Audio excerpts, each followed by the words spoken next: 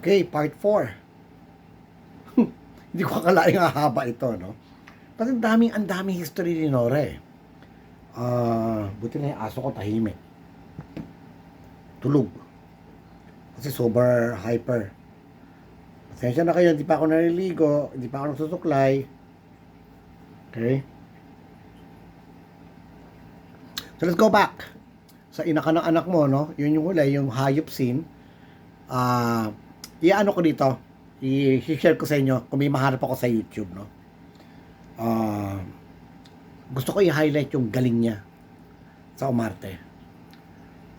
Then meron siyang kasal-kasalan, bahay-bahayan. So ginaya din to ni no? Judy Ann. 'Di ba? May kasal-kasal, parang ganon. So Nora was the one who made it, 1979. Okay? Okay, let's go to 1980s. Then 1980, marami pa siyang ginawa. Parang yung Candy maganda. Joey Cosinghiao. Nakaw na Pag-ibig, ito yata yung kasama niya si Vilma. Then Bongga Kaday, nag-hit na naman yon. Kastilyo Buhangin, hindi ko napanood, sorry. Pero love story yon. Then the iconic, the world-renowned, critically acclaimed film na ginawa ng archives sa Cannes Film Festival, yung Bona, which was produced by NB Production, Star Philip Salvador, and Nora Honor. Ano siya rito? Fan. Okay. So dito nanalo na naman siya dito, Best Actress, syempre, left and right, no? And then kung ako iiwan mo, hindi na masyadong critically acclaimed. Eto. Then eto sunod-sunod na. Sunod-sunod na yung ano niya. Wala nang kabakyaan. Lahat serious film na. Bakit Bugawan Langit? Mario O'Hara. Nanalo na naman siya dito. Alam mo yung scene niya na binubugbog na siya ng nanay niya, tapos hindi ko makalimutan yung scene because it's so remarkable. That's how Mario O'Hara directs. Yung hindi niya alam kung tatakbo siya or nagmamatigas siya sa nanay niya. Sige, patayin mo ako. Tapos hanggang naglabas na ng itak, tumakbo rin siya. Anyway, so yun, no? Totoo ba ang chismis was, again, nag-ano dito ulit siya, commercial. Mario J. De Los Reyes. Nag-hit to. Ibalik ang Swerte, nag-hit din to. Then eto, dalaga si Mr. Binata si Mr. Dalaga si Mrs. Binata si Mr. Medyo kabakyaan to. Eto, Nora Christopher ito.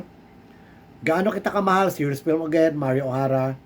Rock and Roll, Mario J. De Los Reyes. Ito yung parang nagpang-pang siya.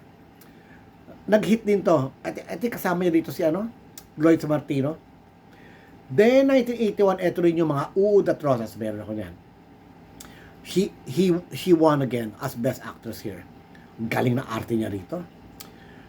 Of course, the late Johnny Delgado, one of my respected actors, well. Directed by Romy Susara. Ang galing, pati si Lorna dito ko. Of course, si Lorna nakilala as serious actress sa Moral. After Moral, dito siya sa Uud at Rosas. Ang galing din ni Lorna dito. Okay? Then Tinimbangan Langit. Then ito yung T-Bird at Ako. Hindi ko masyado gusto yung pelikulang yan. Then 1982, pinanganak ang Experimental Cinema of the Philippines. Then yun yung Himala. Then sunod-sunod na yan. Minsan may Isang Ina, Bad Bananas, directed by Merica Hillport. Ito yung sunod na yung serious actress yan. Nilalangaw na itong mga pelikula niya. Hindi na kumikita. Lalo yung Merica. No? Merica is a very... Noong una hindi ko siya na-appreciate, pero ngayon, going back, palabas yung Merica, medyo tatatak sa utak niyo yun kasi ito yung American Dream na yung isang nurse nagtrabaho sa Amerika, paano siya inape, parang yung kay Sharon Cuneta, yung sa UK siya, caregiver ba yon? Pero siya na nagsimula nito, yung America. And then to that end, na bumalik siya sa Pilipinas because parang na-realize niya, America is not for me. Okay? So, alam mo, remarkable films yung mga pinagagawa niya. So, paano mo makakalimutan yan? Then, Condemn. Sunod-sunod na to. Yung talagang, eto, hindi niya na pinakawalan yung pagka-serious actress niya kahit nilalangaw yung pelikula niya. Condemn po. Ang galing ni Gloria Romero rito. Of course, the late Dan Alvaro. Ay, hindi. Buhay pa pala si Dan Alvaro. Ito yung parang crush niya si Dan Alvaro. Parati niya kasama sa pelikula. Si Dan Alvaro. Parang tingin ko naging crush niya eh. Barry O'Hara yun, ano? The famous scene in Condemn, yung sinusunog niya yung $100. Pero tumatak din dito na magaling na actress si Gloria Romero. Yung, sige, sunugin mo. Hanggang, ang dami na sinusunog ni Nora ng $100. Kasi pinalalabas si fake. Yung pala totoo. Yung hanggang sinabi ni Gloria Romero, tama na, nasasaktan na ako. So that was the famous. Bulaklak City Jail, nanalo na naman siya dito. Beloved. Etong Beloved, Leroy Salvador, no? Ito yung kay Hilda Coronel. Medyo, ito yung bullshit. Ito yung the famous bullshit. Okay? Okay. So, ito, sunod-sunod yung nilalangaw yung mga pelikula niya, no? Langaw after langaw after langaw. Okay? Hanggang 1984. Okay? Beloved. Yun yung Beloved medyo kumita kasi Viva Films yan. No? So, hindi pa rin masyado kumita kasi Hilda Coronel, Christopher De Leon, Christopher De Leon ba to? And alam ko si Hilda to. Ito yung bullshit.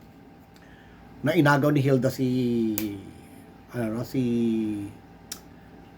Christopher. Until, eto na yung famous, no? Until, so, flop after flop after flop si Nora nun. Okay? Flop after flop. Yung para bang, Nora, ano pinagagawa mo sa buhay mo? Tama na yung pagkaseryoso mo. Walang nanunood sa'yo. Kasi, iilan lang naman yung masa. Yung masa, hindi naman critic yan. Yung mga masa, hindi naman nila gusto yung best actress. Gusto nila yung love team. Yan yung mentality ng masa. Okay? Kailangan love team. Love team ka, Nora. Hindi po pwedeng wala kang kapareha. Condemn. Yung kasama pang lalaki, kapatid mo, si Dan Alvaro. Wala kang ka-love team na naman doon. Di ba? Kalaban mo si Gloria Romero na drug lord. So, anyway, so, flop after flop, no? Until si Regal, nakaisip si Mother Lily. Sabi niya, gusto kong buhayin yung Guy and Pip. Kasi nga, 1984,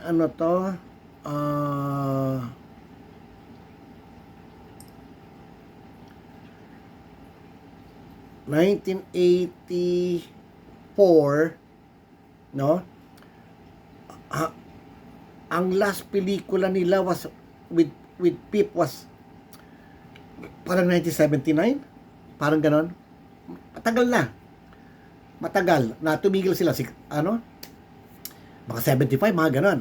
Kasi naglaho na, no? Si Nora gusto na si Christopher De Leon. Simulan na Christopher De Leon, nawala na sa eksena si Tirso Cruz. Simulan nag-asawa sila. Ano yun? 19... Ano ba yung Banawe? 70s.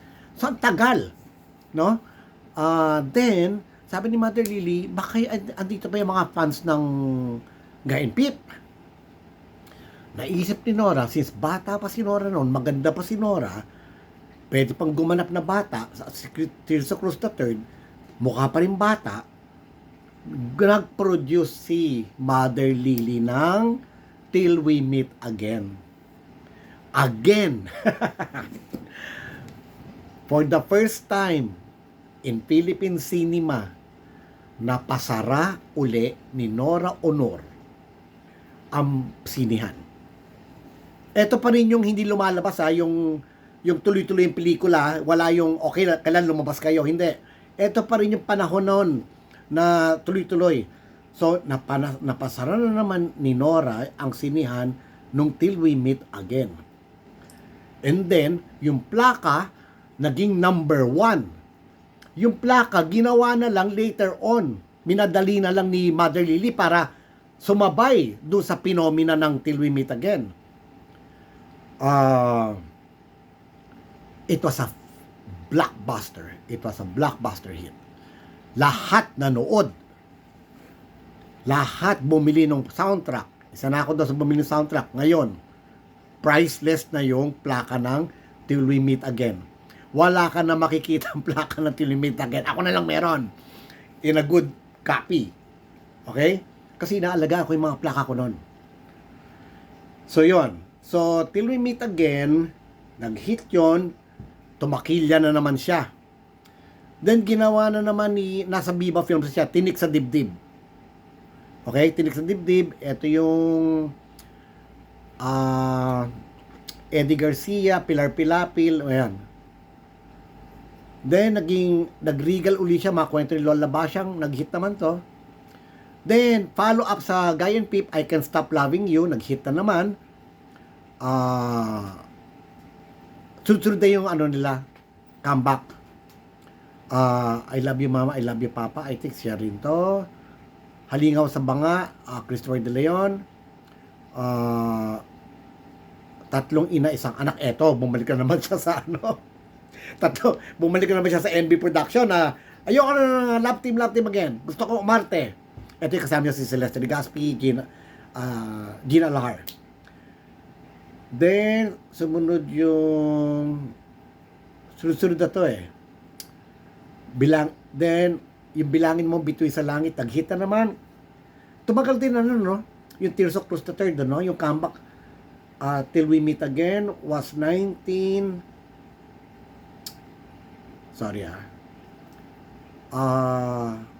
Till We Meet Again, 1984.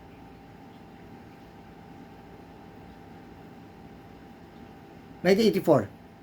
Tumagal yung sunod-sunod na pelikula nila ni Tears of Cruz the Third.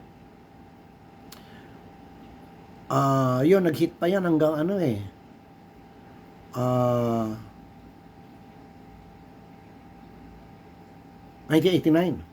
So, 5 years na naman nag-hit yung Guy and Peep. Lahat pinapanood na naman. Sunod-sunod. So, tumatak na naman yung Bilangin Mo Bituin sa Langit. Nanalo siya Best Actress dito. The famous Magnolia de la Cruz. famous sa mga bading.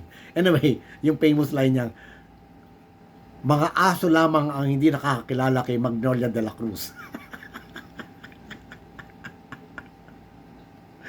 Anyway, so then, nagseryoso na naman siya. Andrea, paano ka magagawa? Ito sunod-sunod, NB Production na to. Ang totoong buhay ni Pasita M, nanalo naman siya dito. Inay, Ligaw-ligawan, tapos The Floor Contemplation. Hindi NB to. Dito na naman yung naging blockbuster na naman to. Kasi ito yung Singapore na, di ba, na controversy. So, nag-hit na naman siya rito, nanalo siya dito Best Actress. Ito na naman yung the famous na yung sa Salamin. Okay? Then, ito favorite ko to. Bakit May Kahapon Pa? Actually, sa YouTube to with Don Solueta. Ang galing niya rito. Believe na naman ako rito. Although, hindi masyado siya nanalo rito Pero ang ganda ng pelikulang to. Yung kausap niya yung pare, hindi mo alam kung baliw siya or fanatic or gusto magigante. Yung imagine mo yung character na yun all combined into one. Nakausap niya yung pare. How can you do that? Putang hirap nun. Hindi mo alam kung NPA ka, hindi mo alam kung baliw ka, hindi mo alam kung galit ka. All three combined into one. Ginawa niya yon. Then bumalik siya kay Lupita, babae. Hindi ko alam kung sino kilala niya, pero nag-ano rin yan. Then Sidhi, Joey Lamangan, no? Then naglalayag. Medyo na bakante siya from 1999 to 2004. Ito yata yung na-addict siya sa shabu.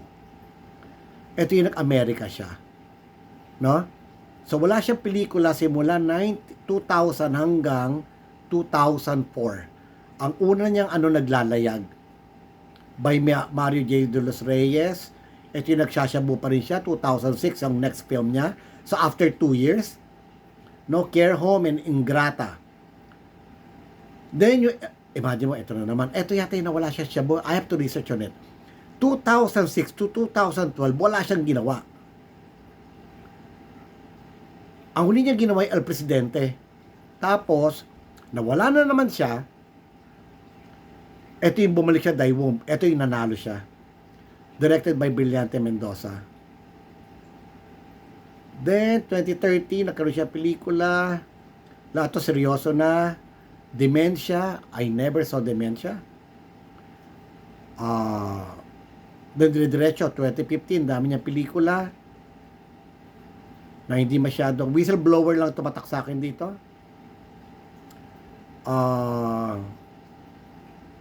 So bakante na naman siya 2016 to 2020. Bumalik siya 2020, isa pang bahaghari. 2021 hindi pinalabas, Kontrabida, hindi na Ligalig, and then Pieta. 2023. Although kulang to, no? Although 185 films to. So, natapos na natin yung filmography niya. So, yun yung mga storya, no? Next, kasi mahaba na to, no? Let's go back to her personal life. Nora as an actress, as an artist. Ano yung mga mali niya nagawa? Okay? Pag-usapan natin kung paano siya naligaw ng landas. And then, yung mga away nila ng mga anak niya. Balikan na lang natin yon. Pero probably not today. Medyo nakakapagod lamang vlog. Ano na to? Part 4 na yata to eh. So, pahinga muna ako, no?